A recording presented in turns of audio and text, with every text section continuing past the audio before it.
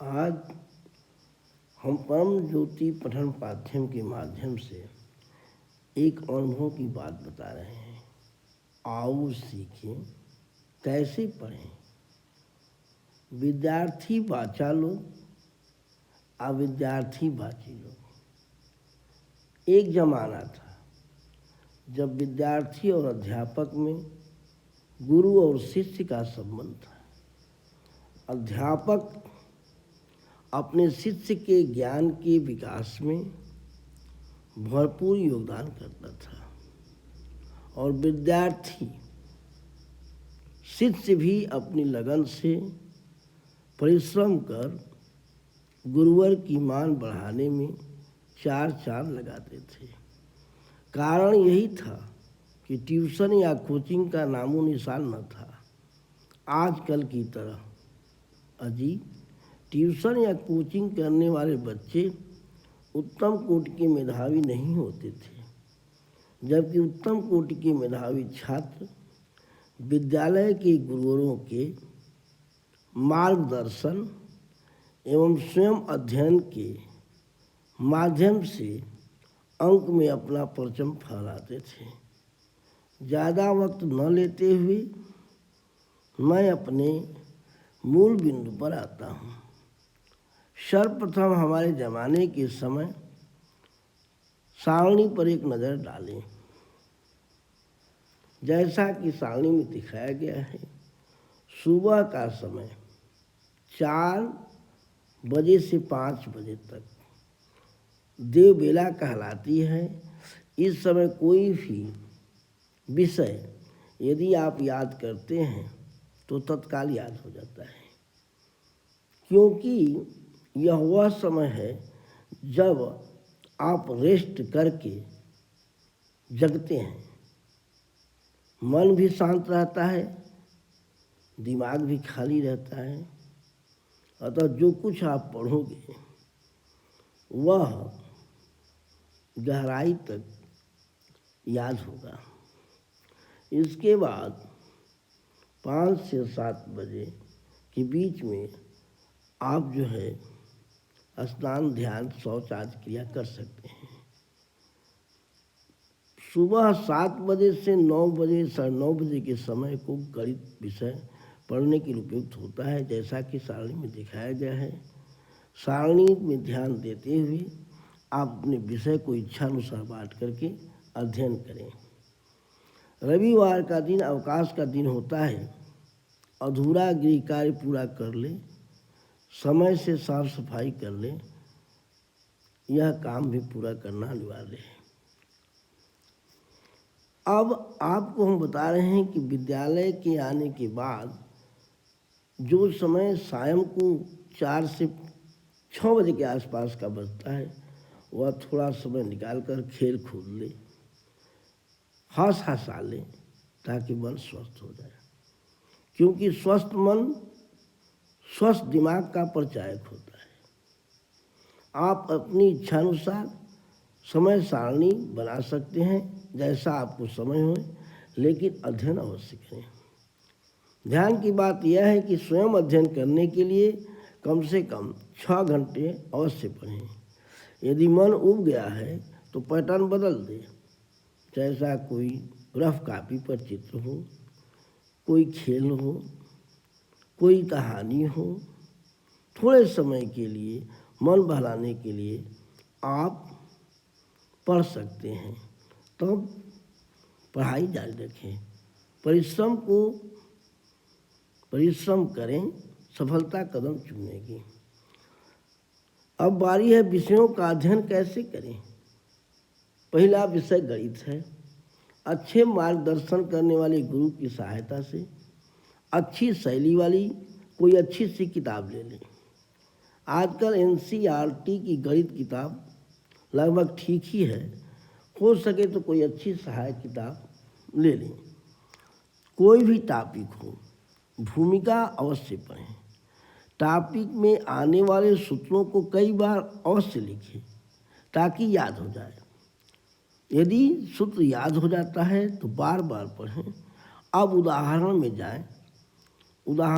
जाएं ताकि प्रश्न करने का आशय समझ में आ जाए। उदाहरण गौर से देखें, समझें और स्वयं से हल करें। टॉपिक संबंधी प्रश्नावली में आज और सवाल टॉपिक संबंधी प्रश्नावली में जाएं और सवाल हल करना शुरू कर दें। शायद ही कोई सवाल हो जो आपको न आए। विश्वास रखिए, उदाहरण के बल से सारे सवाल हल हो जाएंगे। यदि उत्तर न मिले तो दिए गए उत्तर से प्रश्न पर पहुँचे और जो अंक गलत हो या गलत छपा हो सुधार दें, या यदि सवाल का हल सही है तो उत्तर ही बदल दें। मेरा पूर्ण विश्वास है कि इस तरह से पढ़ने से आप गणित में महारत अवश्य हासिल कर लेंगे। भौतिकी विज्ञान प्रारंभिक अध्याय से शुरू करें। सर्वप्रथम अध्याय को पढ़ें, मुख्य बिंदु को चिन्हांकित करें,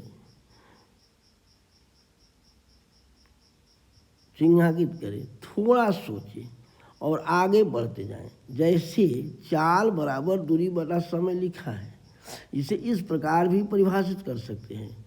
दूरी तथा समय के अनुपात को चाल कहते हैं,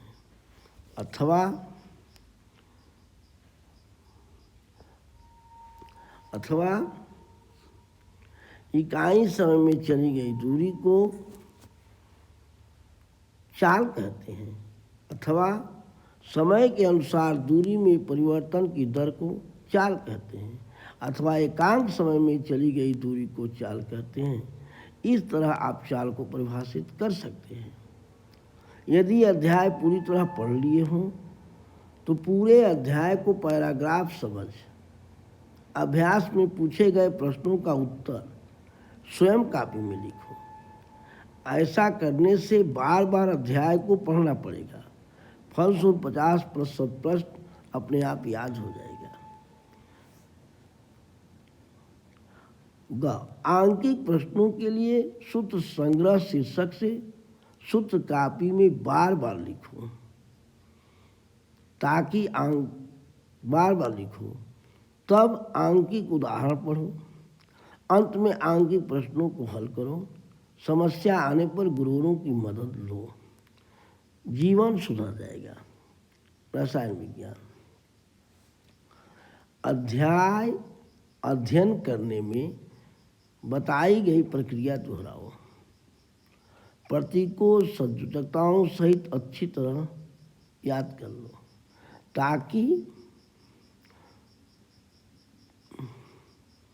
ताकि यौगिकों का सूत्र लिख सको।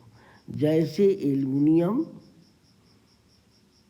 की संयोजकता +3 है, सल्फेट की संयोजकता -2 है, तो एल्युमिनियम सल्फेट का सूत्र होगा Al2SO4 थ्राइस।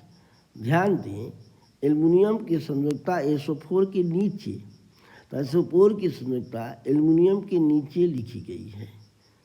पुनः ध्यान से सुने, एल्युमिनियम सल्फेट का सूत्र होगा Al2SO4 थ्राइस। ध्यान देने की बात यह है कि एल्युमिनियम की संयोजकता 104 के नीचे लिखी गई है, 104 की संयोजकता एल्युमिनियम के नीचे लिखी गई है। यही सूत्र लिखने का रहस्य है। यदि आप सूत्र लिख लेते हैं, यौगिकों का सूत्र याद हो जाता है, तो रासायनिक समीकरण लिखने में आपको मदद मिलेगी। रसायन विज्ञान की नोट कॉपी को अवश्य याद करें, चाहे वह नोट गुरुवर द्वारा बनाई गई हो या किताब से या कोई अच्छी मार्गदर्शक सहायक बुक से। अब हिंदी में पद्य साहित्य या गद्य साहित्य की भूमिका अवश्य पढ़ें।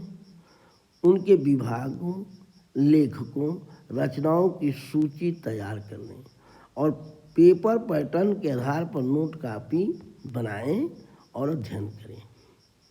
हर पाठ को अवश्य पढ़ें ताकि पता चल सके कि प्रश्न में पूछा गया अवतरण किस पाठ से है और लेखक या रचयिता कौन सा है। पाठ पढ़ने से आपको लेखक की लेखन शैली के बारे में भी अच्छी जानकारी मिलेगी। कोई चीज़ कैसे लिखा जाता है आप समझने का प्रयास कर सकते हैं। व्याख्या लिखने में मदद मिलेगी।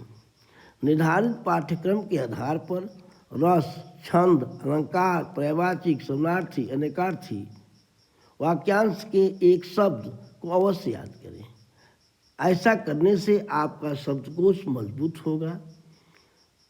लेख, व्याख्या आदि लिखने में सहायक सिद्ध होंगे। जब शब्दकोश अच्छा है तो हिंदी में लालित्य लेखन शैली में अवश्य मदद मिलेगी।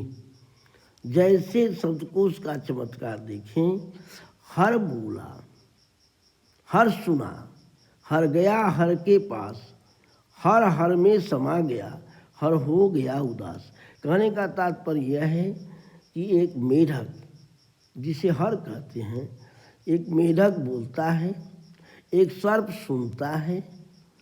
सर्प मेढक को खाने के लिए मेढक के पास जाता है, परंतु होता क्या है कि मेढक जो है कुएं में कूद पड़ता है, फिर सर्प उदास हो जाता है। यहाँ हर का अर्थ है मेढक, सर्प, कुआं। यह है शब्द का लालित्य। आइए देखें अंग्रेजी। अंग्रेजी में अच्छी जानकारी हेतु शब्दकोश का अच्छा ज्ञान होना आवश्यक है। यदि शब्दकोश अच्छा हो तो अंग्रेजी का अर्थ आसानी से समझ सकोगे। शेष हिंदी की तरह अंग्रेजी के हर पाठों का अध्ययन कर हिंदी में अनुवाद अवश्य समझें, ताकि रिफरेंस, कंटेक्स्ट और एक्सप्लेनेशन लिखने में आसानी हो जाए। व्याकरण हेतु अच्छे ग्रामर की किताबें पढ़ें। एडिशन की तरह, जैसे एडिशन किताब पढ़ के बड़ा बड़ा खोज कर दिया था। नियम समझें, अभ्यास करें, कठिनाई दूर हो जाएगी। साथ ही साथ में पेपर पैटर्न को देखते रहें, नोट अवश्य बनाएं।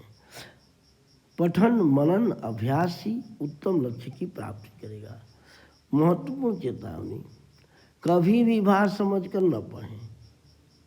ज्ञान बढ़ाने के उद्देश्य से उत्साहपूर्वक पढ़ें, अर्थात टेंशन फ्री होकर 100% दिलो दिमाग से पढ़ें और प्रसन्नचित्त रहें। एक और बात है, परीक्षा के समय इतना ध्यान अवश्य रखें कि जो कुछ आप प्रैक्टिस किए हैं उनका अभ्यास कर निश्चिंत हो 100% दिमाग से परीक्षा में बैठें।